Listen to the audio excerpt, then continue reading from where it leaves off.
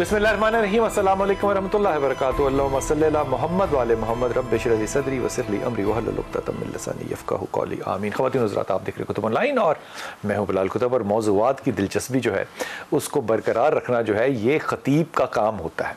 और आज जिस मौजू पे हम बात करेंगे वो आपकी वो तैयारी है जो कि आपने इंशाअल्लाह ताला हम सब ने मरने के बाद के लिए करनी है।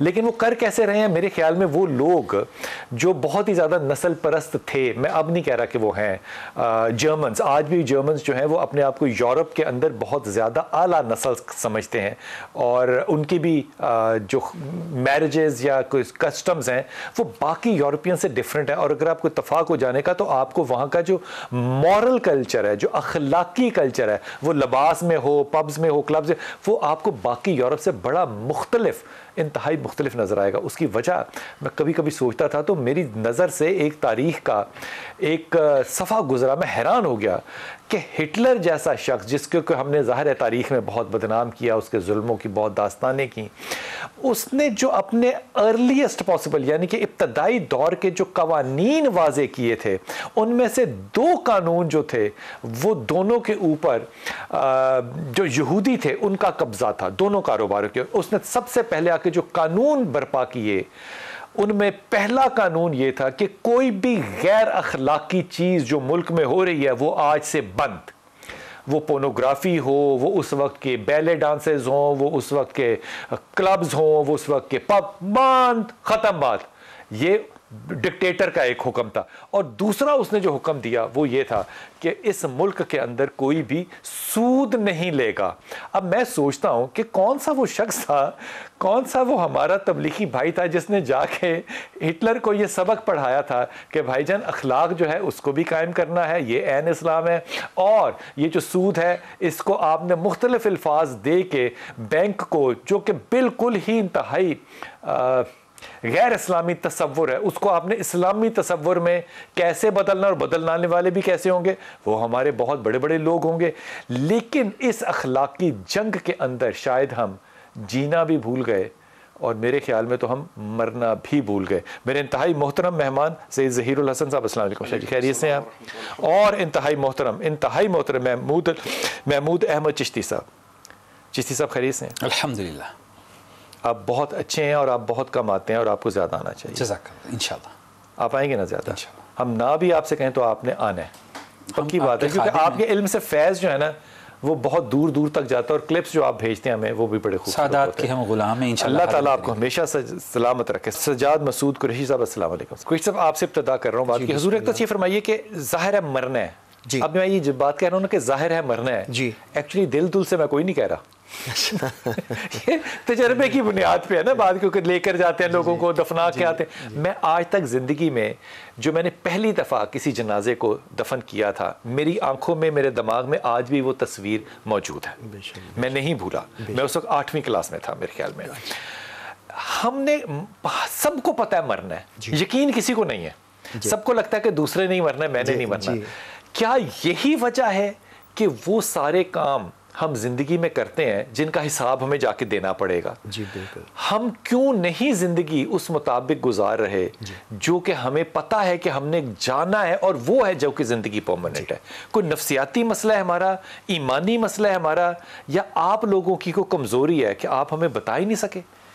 ये असल में मैं फिर वही उसी बात पे आता हूँ जिस पे मेरा एक मामूल है कि इस्लाम को इल्मी बुनियादों पर वजाहत उसकी लोगों के सामने नहीं की गई, बल कज़्ज़बू बिमा लम युहीतू बिइल्मिही, कि ये मेरे कुरान को झुटलाते इसलिए हैं कि इन्होंने इसका इल्मी इहाता नहीं किया। हम दीन को इल्मी बुनियादों पर समझाते ही नहीं। असल में सबसे पहली बात है, दीन का जो जब कह रहा है कि आमनु व आमिलुस सालिहात, इसका मतलब है सबसे पहले तो आप अपना एक मकसूद अपना कायम करें, एक टारगेट अपने सामने, एक हदफ रखें। ठीक।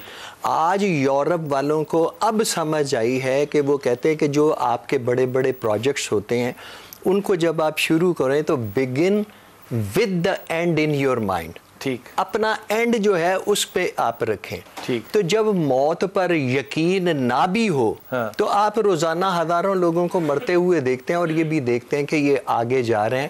اور اللہ نے قرآن مجید میں اور نبی علیہ الصلوۃ والسلام نے لاکھوں احادیث میں یہ بات بیان فرمائی کہ آخرت میں آپ کا حساب ہونا ہے. تو ہمیں ڈر نہیں؟ ڈر ہونا چاہیے. نہیں ہے کیوں نہیں؟ کیوں نہیں؟ اس لیے کہ میں یہ بات سمجھتا ہوں کہ یہ بات سب سے پہلے بچپن میں بچے کے ذہن میں یہ راسخ کرنی ضروری ہے. ہم چھوٹے بچوں ہم پہلے بچے کو میچور ہونے دیتے ہیں، پھر کہتے ہیں یار تو نماز نہیں پڑھتا، تم روزے نہیں رکھتے، تم یہ نہیں کرتے. وہ اس کا جو تربیت. میں مدعی کو شامل کر لوں. سر آپ اس کو کیا سمجھتے ہیں کہ یہ ذمہ جو ہے یہ کس کا ہے کہ ہمیں احساس ہو کہ زندگی کیسے گزارنی ہے اور کیونکہ ہم نے جا کے حساب دینا ہے. اب یہ سوال اگلا میں شاہ صاحب سے پوچھوں گا کہ حساب لینے والا کون ہے؟ بسم اللہ الرحمن الرحیم. فَمَن يَعْمَلْ مِثْقَالَ ذَرَّةٍ خَيْرٍ يَرَهُ وَمَن يَعْمَلْ مِثْقَالَ ذَرَّةٍ شَرٍّ يَرَهُ. اس کی تفسیر کی طرف جانے سے پہلے گزارش یہ ہے کہ دنیا کے اعمال کا ایک لمحہ آخرت کے اعمال کی صدیوں اور لامتناہی زندگی کی اساس ہوتا ہے، لیکن یہ ہمارا یقین نہیں ہے کیونکہ قرآن میں یقین نہیں ہے. ہم مسلمان ہیں زبان سے، قلب سے مسلمان نہیں ہے کیونکہ قرآن ہمیں کہتا ہے یؤمنون بالغیب. تو یقین جو ہے وہ پرابلم میرا ہے یا آپ لوگوں کا؟ مجھے کیوں یقین نہیں ہے؟ دیکھیے، ایک تربیت ہے گھر کی، ایک تربیت ہے ممبر کی، ایک تربیت ہے معاشرے کی. جب تینوں چیزیں جو ہیں وہ اپنے صحیح راستے پر نہیں ہوں گی. کیوں نہیں ہوں گی؟ دیکھیے، ممبر جو ہے اس نے ہمیشہ ہمیں آخرت، عاقبت اور یقین کی بجائے فرقہ واریت، ذاتی اعمال، ہمیں تو پتہ ہی نہیں تھا قبر میں کیڑے ہوتے ہیں. آپ نے بتایا کہ قبر میں کیڑے ہوں گے، آپ نے کہا سانپ آئے گا وہ ڈسے گا، ہم تو ڈرتے ہیں. لیکن یہاں پر سوال یہ ہے کہ ہم نے ایمان بالغیب نہیں لائے کیونکہ ہم ظاہریت کی تو جو ہے وہ اس کو تو پسند کرتے ہیں، اس پر تو یقین ہے، لیکن یؤمنون بالغیب کیا ہے؟ آمنت باللہ، اللہ نظر نہیں آتا، و ملائکتہ، فرشتے نظر نہیں، و کتبہ و رسلہ والقدر خیرہ و شرہ من اللہ تعالی والبعث بعد الموت. ہمیں یقین ہی نہیں ہے کہ مرنے کے بعد ہم نے اٹھنا ہے. سب چکر یہ ہے کہ سب سے زیادہ جو تربیت کرتے ہیں طارق جمیل صاحب، اور میں ان کا بڑا مدعا ہوں اور میں اپنے آپ کو ان کا طالب علم بھی سمجھتا ہوں، وہ فیصل آباد میں کرتے ہیں، سیالکوٹ میں کرتے ہیں، تو سود تو وہاں پر بھی ہے. دیکھیے تو یہ تو نہ کہنا کہ ممبر کام نہیں کر رہا، ممبر تو کر رہا ہے کام. ممبر صرف ایک مثال سے پورا معاشرہ نہیں بدلتا، وہ ایک ایگزامپل ہوتی ہے، ایبسولوٹ ایگزامپل ہوتی ہے. ٹھیک ہے، کچھ کیسز ایسے ہوتے ہیں جو ایبسٹریکٹ ہوتے ہیں، چند ایک جگہ پہ وہ ہوتے ہیں، لیکن اس کا یہ مطلب نہیں کہ سارا معاشرہ. آج آپ مجھے بتائیں ہمارے ممبروں سے تربیت کیا دی جاتی ہے؟ کیا دی جاتی مجھے نہیں پتا. اگر آپ کے پاس معاشرت کا علم نہیں ہے تو آپ یہاں پر بیٹھے کیوں ہیں؟ مجھے پتا ہے کہ آپ میرے استاد ہیں، سب سے زیادہ آپ کے پاس علم ہے، لیکن آپ اپنی زبان سے کہنا نہیں مجھے بتائیں نا ممبر کیا دے رہا ہے آج کل؟ ممبر ہمیں صرف وہ تربیت دے رہا ہے جو مختلف فرقوں، مختلف جماعتوں کی اپنی پسندیدہ تربیت ہے نا، وہ ہے. سارا قرآن ہمارے لیے گفتگو کا ذریعہ نہیں ہے، ساری حدیثیں ہم نہیں سناتے، ساری نبی کی زندگی ہم نہیں بتاتے، صرف چیتا جس سے ہمیں مفاد ہے. کیوں نہیں بتاتے؟ جس سے ہمارے ممبر کو مفاد ہے. کیوں نہیں بتاتے؟ بخاری کی ساری حدیثیں بتانے میں آپ کو کیا مسئلہ ہوگا؟ دیکھیے پھر تو وہی بات ہے نا کہ اس کا جملہ کہیں آپ ہمت کے ساتھ، آپ کہیں مجھے جان کا خطرہ ہے. اسی بات سمجھیں نا، ہر شخص اپنے مطلب کی حدیث سنا رہا ہے. سنا سکتا بھائی آج بیٹھ کے اپنے مطلب کی روایات سنائی جاتی ہیں، اپنے مطلب کی پسندیدہ چنیدہ آیتیں سنائی جاتی ہیں. موت سے ڈروں، زندگی میں اللہ کے رسول کی بات بھی نہ کروں اور آپ کے مطابق کروں، اگر کروں تو، اور ڈروں میں موت سے. لیکن ایک جملہ، اگر ممبر پہ بیٹھا ہوا شخص سامنے والوں کی مرضی کے مطابق گفتگو کرے گا تو پھر ہدایت نہیں پھیلے گی. پھر آخرت کا جو میری زندگی سے ہدایت سے اللہ معاف کرے شاید چلی گئی، کیونکہ میں مسجد میں بیٹھا ہوا تھا اور ایک بہت بڑے لاہور میں نہیں لیتا نام اس مسجد کا، بہت بڑے عالم ہیں، انہوں نے باقاعدہ ان کے طالب علموں نے مجھے بہت بڑا تھریٹ کیا اور میں وہاں سے بھاگ کے نکلا، حالانکہ میں لاہور کا رہنے والا ہوں. انہوں نے کہا یہ موقع تھا یہ والی حدیث سنانے کا. خدا میں حلفاً کہہ رہا ہوں، سنانے کے لیے بھی موقع ضروری، مطلب موقع ڈھونڈنے آپ نے کہ یہ موقع ہے اس والی کا اور یہ موقع ہے اس والی کا. حضور ایک دس زندگی گزارنی ہے، موت کی کرنی ہے تیاری، کیا کمی ہے یا کیا کمزوری ہے؟ اعوذ باللہ من الشیطان الرجیم، بسم اللہ الرحمن الرحیم. ہر ٹاپک کی بڑا وسیع ہوتا ہے، وسیع و عریض ہوتا ہے، اور اس کو سمجھنے کے لیے تھوڑا ٹائم زیادہ چاہیے ہوتا ہے، لیکن جتنا مختصر ٹائم ہوتا ہے ہنٹس دے سکتے ہیں. بے شک. اس کے بعد پھر خود انسان اپنی تیاری کرے. موت کو سمجھنے کے لیے حیات کو سمجھنا پڑے گا. واہ. جب تک حیات سمجھ نہیں آئے گی موت سمجھ نہیں آئے گی. الذی خلق الموت والحیات لیبلوکم ایکم احسن عملا، پروردگار نے موت اور حیات کو خلق کیا ہے تاکہ ہمارا امتحان لے سکے، یہ دارالامتحان ہے۔ التفکر الساعہ افضل من عبادت 90 سنہ، 90 سال کی عبادت سے بہتر ہے غور و فکر کرنا۔ من عرف نفسہ فقد عرف رب، جب انسان اپنے آپ کو پہچانے گا یعنی زندگی کو پہچانے گا تو اپنے رب کو پہچان پائے گا۔ اب حیات کو سمجھنے کے لیے یہ ظاہری حیات جو کہ زندگی کے مراحل کا دوسرا مرحلہ ہے، اس کو اور اس کے ماں قبل اور ماں بعد، سب سے پہلے عالم ذر میں تخلیق ہوا انسان، الست بربکم العالی کی صدا قالوا بلا، اور عالم روا میں پروردگار نے اس کو رکھا، وہ پہلی سٹیج تھی، پہلا مرحلہ تھا۔ پھر لایا گیا اس کو دوسرے مرحلے میں روح اور جسم کا مرکب بنا کے۔ اب جب اس دنیا میں آیا ہے تو اس کو جہاں پر موت کی تیاری کرنے کے لیے آگے دیکھنا ہے، اس کو پیچھے بھی دیکھنا ہے، اور دونوں کے برابر آج کے زمانے میں دیکھنا ہے۔ آپ نے کہا نا کہ ہم نے جانا ہے، ہم ہر روز جاتے ہیں، ہر رات کو جاتے ہیں۔ کیا بات ہے، بے شک ہے۔ اب چونکہ روٹین بن گئی ہے ہر رات کو جانا اور واپس آ جانا، ہاں تو وہ اہم ہی نہیں رہا، اہم نہیں رہا۔ لیکن اب یہ دیکھنا ہے کہ میں دو حقیقتوں میں اس وقت زندہ ہوں۔ آج جہاں بیٹھا ہوں اس کو میں کہہ رہا ہوں یہ حقیقت ہے، اور ابھی میں گھر سے اٹھ کے آیا ہوں وہ میرے نزدیک خواب ہو گیا، ابھی پروگرام کے بعد میں گھر جاؤں گا یہ خواب ہو جائے گا، وہ حقیقت ہو جائے گی۔ اسی طریقے سے جو خواب کی دنیا ہے، جب میں خواب میں جاتا ہوں تو یہ خواب ہوتی ہے، اور جب یہاں آتا ہوں تو وہ خواب ہوتا ہے۔ ایک دن خواب کی دنیا جو کہ حقیقی ہے جاؤں گا اور میرا ایکسس ڈینائی ہو جائے گا، واپس نہیں آؤں گا، تو پھر وہی حقیقت ہوگی اور پرماننٹ ہوگی، تو وہی یعنی جاؤں گا واپس نہیں آؤں گا۔ تو جب میں ہر روز جاتا ہوں اور پھر واپس آتا ہوں تو جری ہو گیا۔ تو تیاری یہ ہے کہ میں کم از کم جب واپس نہیں آنا تو وہاں کے لیے اتنی تیاری کر لوں کہ بیٹھ کر روؤں نہیں کہ میرے بینک میں پیسہ پڑا ہوا تھا، چیک بک پڑی ہوئی تھی، یہ کرنا تھا، وہ کرنا تھا۔ تو تیاری سمپل سی، جس دن میں نے اس حقیقت کو سمجھ لیا کہ مجھے وہاں جہاں رہنے کے بعد کبھی واپس نہیں آنا، عالم برزخ اور پھر عالم معاشر ہے، تو آٹومیٹکلی اس دنیا کی اور اس زندگی کی حقیقت سمجھ میں آ جائے گی۔ شاہ صاحب مجھے ایمانداری سے بتائیے، یہ جو آپ ساری بات کہہ رہے ہیں نا، مجھ پہ مذہبی سے زیادہ رنگ جو اس میں نظر آ رہا ہے نا وہ اسٹیفن ہاکنگ کا ہے۔ ٹھیک ہو گیا، ٹھیک ہے نا؟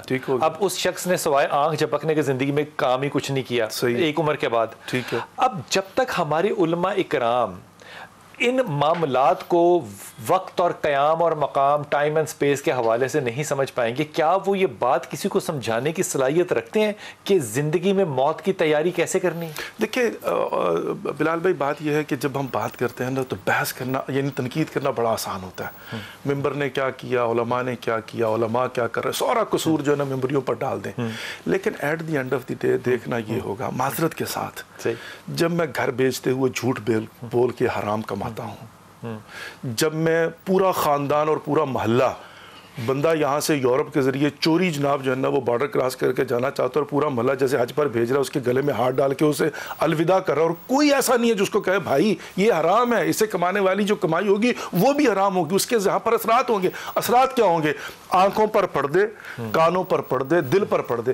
پھر وائز کیا کرے؟ وہ قرآن کی آیتیں سنائے گا، وہ شیشے کی دیوار ہے، آگے جا ہی نہیں رہی۔ واپس آ کے نا جی آپ جملہ کہیے۔ جی میں اس پہ میں اپنی پہلی بات پوری کرنا چاہوں گا، جیسے کہ وقفہ لے لوں، جی پھر آپ اپنی بات پوری کیجیے گا۔ اور میں سوال آ کے نا قریش صاحب کے سامنے صرف سمپل سا رکھوں گا کہ وہ بات کہ اللہ کے نبی نے جو کہی ہو کہ اچھا کام ہے یہ برا کام ہے، اچھا کام کرو گے جنت میں جاؤ گے، برا کام کرو گے جنت میں، بڑی سادہ سی بات ہے۔ اب اللہ کے رسول نے کہا کہ اگر تم خانہ کعبہ اور مقام ابراہیم کے درمیان کھڑے ہو کے ساری زندگی روزہ بھی رکھو، نفل بھی پڑھو، نماز بھی پڑھو، عبادت بھی کرو، دعائیں بھی کرو، قبول نہیں کروں گا۔ اور وجہ پتہ کیا بتائی؟ میں واپس آئیے آپ سے عرض کرتا ہوں، یہی سوال قریشی صاحب کے سامنے رکھتا ہوں۔ بسم اللہ الرحمن الرحیم۔ صاحب سوال آپ کے پاس چھوڑ کے گیا تھا، اب اس حدیث کو آپ پورا فرما لیجیے۔ اللہ کے رسول پاک صلی اللہ علیہ وسلم نے کیا فرمایا اس پہ کہ جس کے دل میں بغض ہوگا اہل بیت کے لیے۔ اب صاف اور سادہ بات ہے، میں اچھا کام کروں یا برا کام کروں، ثواب والا کام کروں، گناہ والا کام کروں، مجھے پتا تو ہے نا ذاتی طور پہ، مجھے ممبر کا سہارا تو نہیں چاہیے نا۔ اللہ نے میرے اندر بلٹ ان ڈالا ہے، پھر میں کیوں نہیں کر رہا؟ اس کا علم سے کیوں تعلق ہے؟ اس کا علم سے اس لیے تعلق ہے، جو میں ابھی بتانے لگا تھا، یہ تعلق میں اپنی رائے سے نہیں بتا رہا، یہ قرآن مجید میں اللہ تبارک و تعالیٰ نے یا ایھا الذین آمنوا قُوا أَنفُسَكُمْ وَأَهْلِيكُمْ نَارًا کہ سب سے پہلی ذمہ داری ماں باپ کی ہے کہ آپ نے اپنی اولاد کو آگ جہنم کی آگ سے بچانا ہے، آپ نے بچانا ہے، یہ آپ کی ذمہ داری ہے، اللہ نے یہ ذمہ داری دے دی۔ اس کے بعد یہ ہے کہ علمی بنیادوں پر ہی اگر اگلی بات سے پہلے ایک سیکنڈ رک جائیں، یہاں پہ رسول اللہ صلی اللہ علیہ وسلم کی وہ حدیث ہے، آپ نے کہا کہ آگ سے ماں باپ نے بچانا ہے، ماں باپ نے، کیونکہ اللہ کے رسول نے کہا کہ میں امت کا باپ ہوں، اور آنے والے وقت کا وہ باپ کہاں پر ہوگا جبکہ کوئی اور باپ نہیں ہوگا، اپنا باپ بھی باپ نہیں ہوگا، وہ اس وقت کا باپ ہوگا۔ کہا میں اپنی امت کو گرنے میں آگ کے گڑھے سے پتہ کس طرح بچاتا ہوں، کمر میں ہاتھ ڈال کے کھینچتا ہوں نہ گر، بالکل میں پھر گرنا چاہتا ہوں۔ یہ رحمت نصیب ہونے کے باوجود بھی اگر ہم نہیں بچتے تو پھر اصل میں یہ بغاوت ہے دین کے ساتھ، میں اس کو بغاوت کہتا ہوں۔ یہ میں آپ کو بتاتا ہوں کہ میں اپنی ذاتی طور پر یہ بتاتا ہوں، میرے والد صاحب ایک بہت بڑے عہدے پر تھے، گورنمنٹ ڈپارٹمنٹ میں حلال کماتے تھے، تو مجبوراً 6 سال پہلے ریٹائرمنٹ لینی پڑی کیونکہ وہ مجبور نہیں ہو رہے تھے اس معاملے۔ میں سمجھتا یہ اس چیز کا فیض ہے، ہمارے ماں باپ آخرت سے ڈراتے رہے ہیں اور حلال کھلاتے رہے ہیں۔ دین کی روح اسی شے پہ ہے۔ آج سب سے پہلی بات یہ ہے کہ آپ، میرا ایمان ہے اس بات پر کہ آپ بچے کو حلال کھلاتے رہیں تو اس کی تربیت کی بھی زیادہ ضرورت نہیں پڑتی۔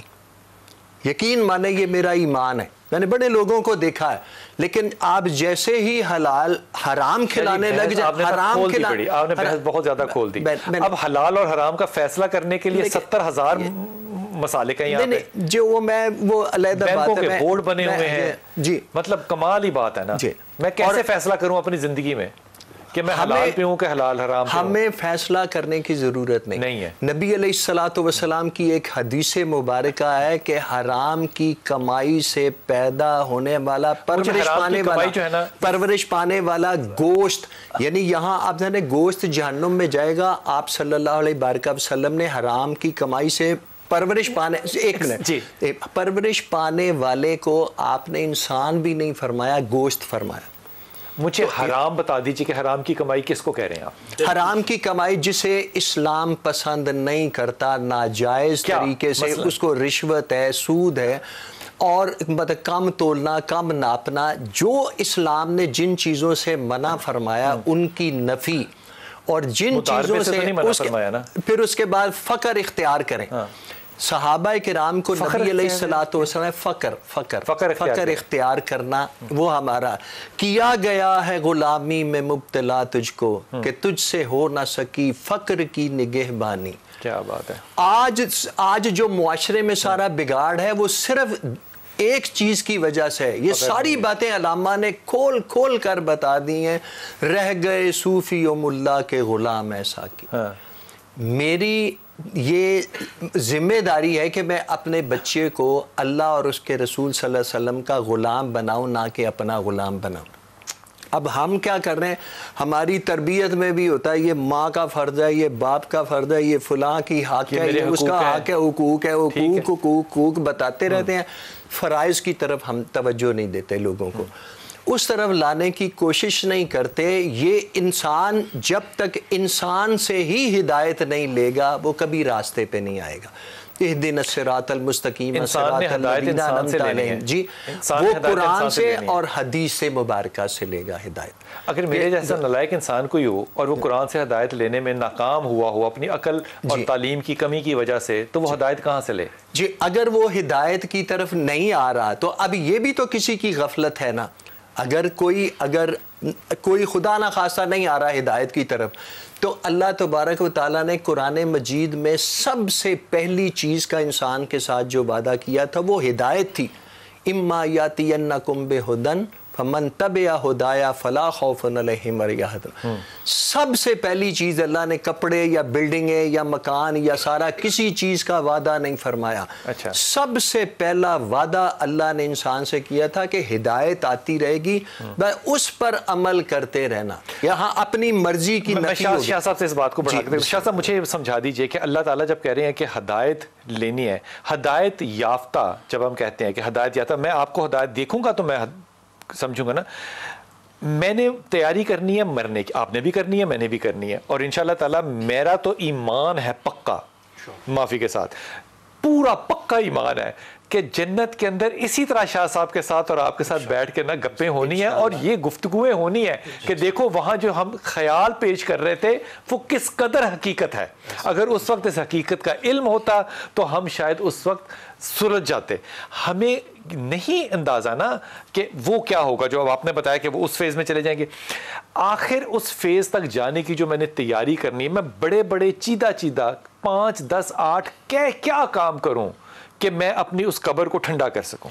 بلال بھائی سب سے پہلی بات تو میں یہ عرض کرنا چاہوں گا, انفارچونیٹلی, اور یہ ہمارے معاشرے کا قصور ہے, شاید دوسرے معاشروں میں ایسا نہیں ہوتا, مجھے سمجھ نہیں آتی کہ یہاں کا یہ ٹرینڈ کیوں ہے. ہم امت محمد مصطفیٰ صلی اللہ علیہ وآلہ وسلم کو ڈرا کے ان کا ڈر ختم کر دیتے. اب اس بات کا ذرا لطف تو لینے دیں. ڈرا کے تسی ڈائری مکاتا ہے ہو ڈراؤ, صحیح بات ہے, کیا بات ہے. اس میں ایک بات جی یہاں میں اپنے اسٹوڈنٹ کو یہ بات کیسے سمجھاتا ہوں. میں کہتا ہوں بیٹا اللہ تبارک و تعالیٰ نے بندے کو جہنم یا جنت میں ایک پلاٹ دینا, صرف پلاٹ دینا ہے اللہ نے, باقی وہ بلڈنگ آپ نے خود بنانی ہے. آپ اعمال کریں گے, ان اعمال سے دودھ کی نہریں شہد کی نہریں وہ سارے. یہ بھی بتانا ہے نا آپ کہ جنت کے اندر ایک اور فیسلٹی ہوگی, وہاں پہ کارنر پلاٹ بھی ہو سکتا ہے, مین روڈ پہ بھی مل سکتا ہے, پارکنگ فیس بائی بھی مل سکتا ہے, خدا کی پاک صلی اللہ علیہ وسلم کے ہم سائے بھی ہو سکتے ہیں, وہاں پہ اپرچونٹیز بڑی ہیں. وَلِكُلٍّ دَرَجَاتٌ مِّمَّا عَمِلُوا, جس کے عمل کے مطابق جتنا بڑا. اب ایک عمل کے بغیر بھی ہوگا, وہ پتہ کیا ہوگا, حدیث ہے, ہدیہ کہہ رہا ہوں. جی بسم اللہ. ماں باپ جو ہیں وہ اللہ سے کہیں گے کہ ہماری اولاد کہاں پر ہے, جی وہ نیچے کے درجے پہ ہے. جی اللہ سے وہ کہیں گے کہ ہمیں اولاد سے ملا دو. اللہ ان کی اولاد کو ان کے درجے تک لے کر جائے گا, ماں باپ کو نیچے کے درجے پہ نہیں لے کے جائے. اس میں اولاد کا عمل نہیں ہے, ماں باپ کی درخواست ہے. لیکن اس میں ایک چھوٹا بچہ جو پیدا ہوتے ہی فوت ہو گیا, جب قیامت کے روز اللہ فرمایا کہ بچے چل جا تو جنت میں, وہ کہے گا نہیں یا رب العالمین میرے ماں باپ کدھر ہیں. حالانکہ ماں باپ نے عمل بھی کیے ہوں گے, نمازیں بھی پڑھی ہوں گی, روزے بھی رکھے ہوں گے, حج بھی کیا ہوگا. اس بچے کا نہ تو کوئی سجدہ ہے, نہ کوئی کلمہ ہے, نہ ذکر ہے, کچھ بھی نہیں ہے. وہ بچہ کہے گا کہ جناب میرے ماں باپ کدھر ہیں, مجھے بتائیں. جب تک وہ نہیں آئیں گے میں تو نہیں جا رہا جنت میں. تو وہاں ایک طرف چیسی صاحب بہت زیادہ نا فتنہ یہ ہے کہ خوف ہے, عذاب قبر ہے, اس پہ ویڈیوز روز 75,000 آ رہی ہوتی ہیں, اس پہ آواز میں ایکو پیدا کر کے بھی کہا جا رہا ہوتا ہے. خوف پھر بھی نہیں آتا. شاہ صاحب کی مجلس ختم ہو چکی ہے اس وقت, ان کا جملہ بالکل آخری ہو چکا ہے. انہوں نے کہا جی تسی ڈرا کے ڈرا ہی ختم کرتا ہے. اور یہ کوئی بھی حیثیت بار بار جب اتنی کی جائے اس کا سب تاثر ختم ہو جاتا ہے. اس کے اگینسٹ آپ نے ایک اور عمل بھی شروع کر دیا کہ آپ نے کہا کہ اتنا اللہ رحمان اور رحیم ہے کہ وہ حساب لے گا ہی نہیں. اب یہ دونوں ایکسٹریمز آ گئیں, ایک خوف پیدا کرنے والی, ایک بالکل بے عمل کر دینے والی. دیکھیں معاملات میں توازن ہم کسی مقام پر بھی نہیں رکھتے. اور دوسری بات یہ کیوں رکھنا ہے توازن, یہ مجھے بتائیں. کیونکہ اسلام جو ہے وہ متوازن مذہب ہے. انسان کو اللہ نے توازن کے ساتھ پیدا کیا ہے, لیکن ایک حدیث مبارکہ, اعتدال اور توازن, لیکن ایک حدیث مبارکہ, کیونکہ برزخ کے معاملات کی, جنت کی اور والدین کی وجہ سے کسی کو اولاد کو جو ہے وہ جنت کے مراتب ملنے کی بات ہو رہی ہے. تو ایک صحابی اللہ کے نبی کی بارگاہ میں حاضر ہوا, عرض کی یا رسول اللہ قیامت کب آئے گی؟ کیا تیاری کی ہے تو نے, اللہ کے نبی نے ارشاد فرمایا تو نے کیا تیاری کر رکھی ہے؟ عرض کیا یا رسول اللہ اور اس کے رسول کی محبت. فرمایا جس کے ساتھ تو محبت کرے گا اسی کے ساتھ ہوگا. اب بات یہ ہے, ایک سیکنڈ رک جائیں نا, اب اس بات کو ہم نے مس یوز پتہ کیسے کیا ہے, جس کے ساتھ تیری محبت ہوگی تو اسی کے ساتھ. اس میں اگلا جملہ ہے میری سجدوں کے ساتھ مدد کرنا, مدد کر. یہ جملہ نا, اب وہ بابا آتا ہے آپ کی طرح کا, وہ مجھے کہتا ہے میرے سے محبت کر, میں تو یہ جنت میں لے جاؤں گا, میں نے 70,000 لوگوں کو لے کے جانا ہے, اب میری دنیا بھی خراب آخرت بھی خراب. اب بتانا. دیکھ بات سن لیجیے ذرا. تو اللہ کے نبی کی محبت کیسے پیدا ہوتی ہے؟ اس کے لیے صرف اتنی سی بات ہے, اور اللہ کی محبت کہ من احب للہ و ابغض للہ و اعطى للہ و منع للہ فقد استکمل الایمان. کہ جس نے اللہ کے لیے کسی سے محبت کی, کسی ضرورت کے لیے نہیں, کسی لالچ کے لیے نہیں, اور اللہ کی محبت کے لیے, اللہ کی رضا کے لیے کسی سے تعلق کو توڑا اور اللہ کی رضا کے لیے کسی سے ہاتھ کھینچا اور کسی کو عطا کیا تو یہ ایمان ہے. لیکن اس سے بھی بڑا سوالیہ نشان. لیکن یار رک جانا نا پھر حضرت ابو بکر صدیق نے جب کہا تھا کہ میں اس کا وظیفہ بند کر دوں گا تو پھر کیا ہوا تھا؟ کہا کہ نہیں کہ وظیفہ نہیں اس کا بند کرنا. اس کا مطلب یہ ہوا کہ جو نیک کام ہے وہ کرتے رہنا ہے. یہاں پہ اب معاذ بن جبل کی روایت میں آخری سنانا چاہتا ہوں. جب یمن کو جانے لگے تو عرض کیا یا رسول اللہ مجھے کوئی نصیحت فرما دیجیے. نصیحت اللہ کے نبی نے ارشاد فرمایا کہ دین میں اخلاص پیدا کرو. تھوڑا سا یہ جملہ پھر کہنا ہے دین میں اخلاص پیدا کرو. اگر دین اخلاص کے بغیر ہوگا تو وہی دین آپ کی آخرت نہیں سنوارے گا. اگر اس میں اخلاص نہیں ہوگا وہ انسان جو ہے محبوب سے مغضوب ہو جائے گا, محبوب سے ماتوب ہو جائے گا. کیوں؟ کیونکہ دین کے اندر اخلاص نہیں. حضور اقدس اخلاص نہیں ہے. فرض کیجئے میرے اندر تو نہیں ہے. ویسے میں 5 نمازیں بھی پڑھتا ہوں بلکہ 6 بھی پڑھ لیتا ہوں, روزے پورے رکھتا ہوں, حج بھی پورا کرتا ہوں, عمرے پہ بھی ہر سال 3-4 دفعہ چلا جاتا ہوں. ساری عبادات جو ہیں وہ میری الحمدللہ بظاہراً مکمل ہیں, لیکن میں نے دین میں اخلاص پیدا نہیں کیا. اب میری تیاری قبر تک کی کیسی ہے؟ بلال بھائی جو پہلے بات ہو رہی تھی میں اس کو تھوڑا سا جو ہے نا وہ کر دوں. دیکھیں جہاں پر بات ہے نا ماں باپ کی کہ ماں باپ اوپر لے جائیں گے یا بچہ جناب جو ہے کہے گا میرے ماں باپ کو لیں, میں سے ایک قدم آگے بڑھنا چاہتا ہوں. آپ نے بڑی خوبصورت بات کی. میرا یقین ہے یقین کی منزل بڑی دور ہوتی ہے. وَاعْبُدْ رَبَّكَ حَتَّىٰ يَأْتِيَكَ الْيَقِينُ. عبادت کرنے کے بعد یقین پر پہنچتے ہیں. روایت یہ کہتی ہے کہ قیامت کے دن ایک گناہ گار کو لایا جائے گا, وہ حقوق اللہ کا گناہ گار ہوگا, حقوق العباد کی بات نہیں ہو رہی, حقوق اللہ کا. اور جب اس کو لایا جائے گا تو وہ اللہ رب العزت کی بارگاہ میں کہے گا ما هَكَذَا ظَنُّ بِكَ, پروردگار مجھے تو اس سے یہ گمان نہیں تھا کہ تو مجھے آتش جہنم میں ڈالے گا. خدا کہے گا تجھے یقین ہے کہ تیرا یہ گمان نہیں تھا. اور جب وہ یقین کے ساتھ کہے گا ما هَكَذَا ظَنُّ بِكَ, خدا کہے گا اس کو چھوڑ دو, اب جہنم کی جنت کے راستے پر پہنچ دو. اللہ رب العزت کا معاملہ اس طرح سے. اب دیکھیں چھوڑ دیں سارے خارجی عوامل کو, اس لیے کہ ہم ذمہ دار نہیں ہے کہ ڈنڈا مار کے کسی کو جناب جو ہے صحیح راستے پر لے کر دیں. نہیں فتویٰ تو میں نہیں دے سکتا, مفتی نہیں. ایک عالم کو یہ میرے جیسے نالائق انسان کہہ سکتا ہے کہ آئی لو یو؟ آف کورس کہہ سکتا ہے, کہنا چاہیے. آپ نے کیا بات کر دیا یار. وقفہ لوں گا, واپس آتا ہوں ابھی. واہ واہ واہ واہ واہ. بسم اللہ الرحمن الرحیم. یہ جو علامہ صاحب بات کر رہے تھے, حضرت آپ کی طرف یہ ہدیتاً بات لے کر آ رہا ہوں. وہ شخص جس نے اپنے بیٹوں سے کہا تھا مجھے جلا دینا, مجھے راکھ کر دینا, اور پھر اس راکھ کو رکھنا بھی نہ, اس کو پہاڑوں کے اوپر ہواؤں میں سمندروں میں بکھیر دینا. اللہ نے پھر اس کو اکٹھا کیا, پھر اس سے بھی پوچھا, اس نے کہا پکا پتا تھا نا کہ تمہیں میرے سامنے آنے. اب بات کریں, اب وہ جو عوامل ہیں جو میں نے دنیا میں اختیار کرنے ہیں, نماز کے, روزے کے, ہر چیز کے, الٹیمیٹلی بخشش کس پہ ہوئی میری؟ کامل یقین پر. جی یہاں 2 باتیں ہیں بڑی خوبصورت.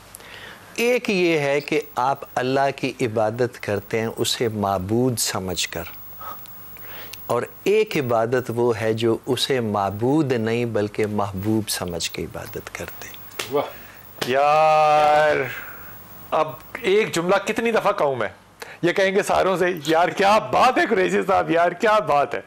معبود سمجھ کے کرنی اور محبوب سمجھ کے کرنی, کیا خوبصورت بات. اور پھر یہاں بندگی کا پھر اب ہر جگہ اپنا معیار بدلتا چلا جائے گا. اب نبی علیہ السلام رحمت للعالمین ہیں, اب ان کی بندگی پر بندگی کو دیکھیں کہ وہ معبود سمجھ کے کر رہے تھے یا محبوب سمجھ کے کر رہے تھے. واہ واہ واہ واہ. یہاں پہ آتا ہے درود. جی اور میں یہاں پہ آتا ہے درود. جی یہ ایک بابا وجیہ, ایک جملہ کہہ دوں جی جی بسم اللہ. بڑا سوال کبھی کبھی قابل لوگ کہتے ہیں کہ جب درود پڑھیں تو آپ محمد کے لفظ پہ صلی اللہ علیہ وسلم کے لفظ پہ زور کیوں دیتے ہیں؟ کہ میں نہیں خدا کی قسم دیتا, وہاں زور بنتا ہے. یہ معبود نہیں, یہ محبوب کی. واہ واہ واہ بسم اللہ. اب یہ بڑی خوبصورت جو اللہ تعالیٰ کے صحیح کاملین ہیں نا, وہ جو بات کرتے ہیں وہ اصل بات ہوتی ہے. بابا وجیہ السیما عرفانی, ان کے ساتھ ایک نسبت بھی ہے, اور بڑا خوبصورت اور پیارا جملہ کہا ہے. میں سمجھتا ہوں کہ یہ ساری عوام اس کو یاد کر لیں. آپ نے فرمایا کہ اے انسان اپنے رب کی بندگی کر بندگی کہ تیرا واسطہ بے نیاز سے ہے. آئے ہائے ہائے ہائے, تیرا واسطہ بے نیاز سے. اب رک جائے شاہ جی, تیرا واسطہ بے نیاز سے ہے. اب یہ بے نیازی کے اوپر اگر میں آپ کو 2 مسالے دوں گا نا تو آپ نے اس بات کو نہیں بڑھانا, یہ صرف دل کے یہ نا ہو نکال رہا ہوں میں, ہو. وہ بے نیازی کیا ہے کہ اللہ فرشتہ بھیجے اور وہ یہ تعارف نہ کرائے کہ میں جبرائیل علیہ السلام ہوں. ہائے ہائے ہائے, وہ تعارف کیا کرائے, میں درزی ہوں, میں یہ ہوں, میں یہ ہوں. اور جب پر نہ ہو فرشتے کے اور وہ جھولے کو جھولا دلا رہا ہو تو اللہ اس کو کیا نصیب کرتے.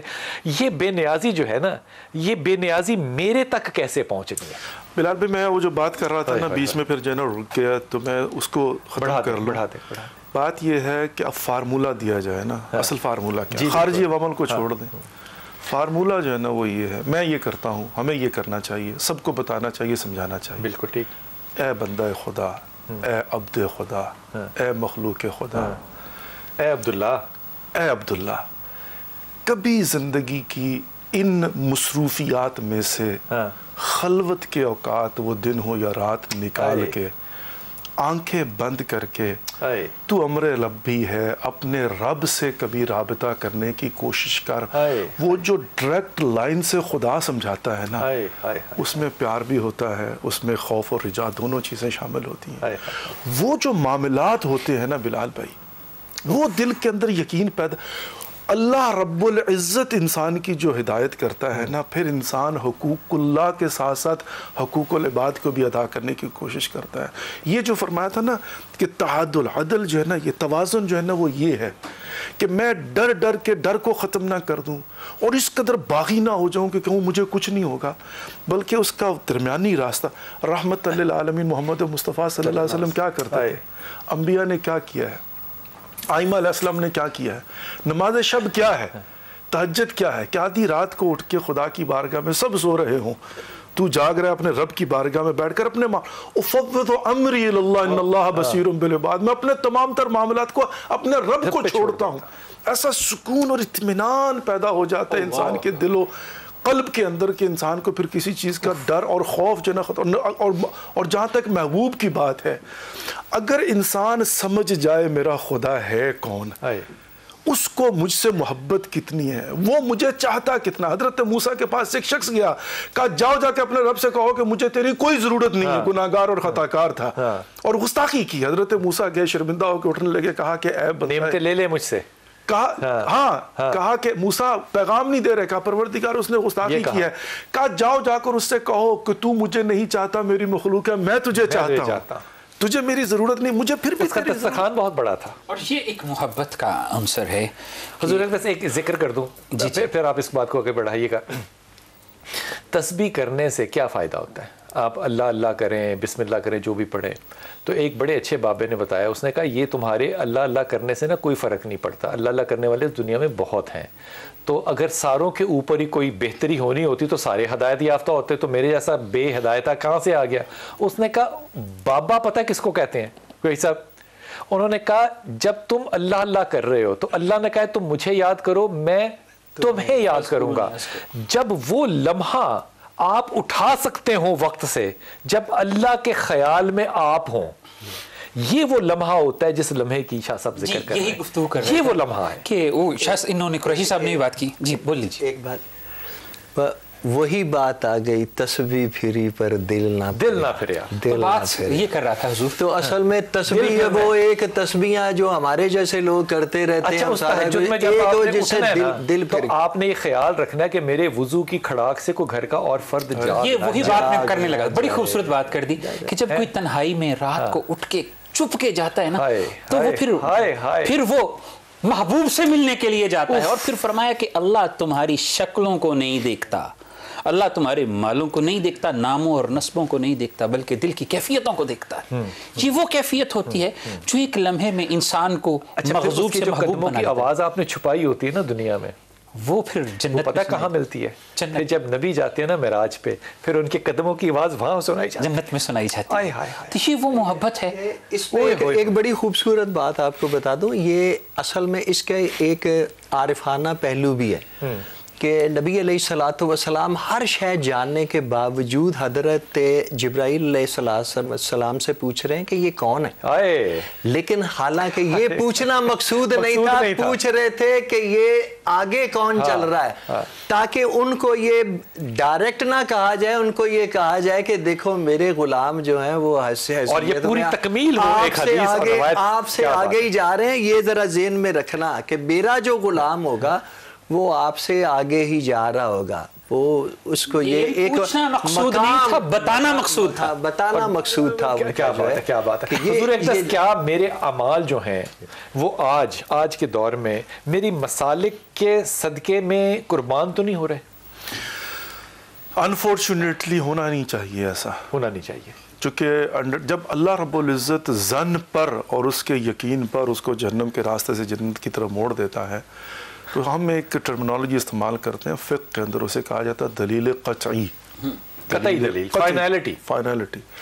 تو اگر کسی شخص کے پاس دلیل قطعی ہے اور وہ اس دلیل قطعی کے ساتھ ایسی حالت میں خدا کی بارگاہ میں پیش ہو کہ اس کی گردن پر حقوق العباد نہ ہو، اپنے مسلک کی محبت میں کسی دوسرے مسلک کے پیروکار کو کافر نہ کہا ہو، اس کی توہین نہ کی ہو، ہاتھ جوڑ دے، اپنے راستے پر چلا ہوا دلیل قطعی کے ساتھ کہ میں حق پر ہوں، تو وہاں پر اسی دلیل قطعی کے مطابق اس کی بخشش ہو جائے گی، اگرچہ اس میں بھی کوئی شک نہیں ہے کہ ناجی فرقہ ایک ہی ہے اور ہم سب نے اس ناجی فرقے کو تلاش کرنا ہے، لیکن دلیل قطعی کی طرف اگر آ جائیں تو پھر ہر فرقہ کہہ سکتا ہے کہ میں ناجی دلیل قطعی پر ہوں۔ تو یہاں پر فارمولہ کیا ہوگا کہ اپنا عقیدہ چھوڑو نہ دوسرے کا عقیدہ چھوڑو۔ اب یہاں پہ یہ بڑی خوبصورت بات ہے، کوئی صاحب ایک ادب سے عرض کر رہا ہوں کہ ان صحابہ کو یاد رکھنا چاہیے جن کو کہا تھا کہ نماز وہاں جا کے ادا کریں گے، انہوں نے وہاں جا کے بھی ادا کی، کچھ نے راستے میں بھی ادا کی، اللہ کے رسول نے دونوں پہ کچھ نہیں کہا، بالکل یہ بھی ٹھیک تھے وہ بھی ٹھیک تھے۔ ناجی فرقہ جو ہے نا اس کو تلاش کرنے کی مطلب کریکٹ ترین فرقہ اللہ تبارک و تعالیٰ نے قرآن مجید میں اور نبی علیہ الصلوۃ والسلام نے اپنی احادیث میں سب واضح فرما دیا سارا، وہ فرقہ وہی ہے، ناجی فرقہ وہی ہے جس نے دین اپنے ماں باپ سے نہیں لیا۔ قرآن مجید میں اللہ تبارک و تعالیٰ کافروں کی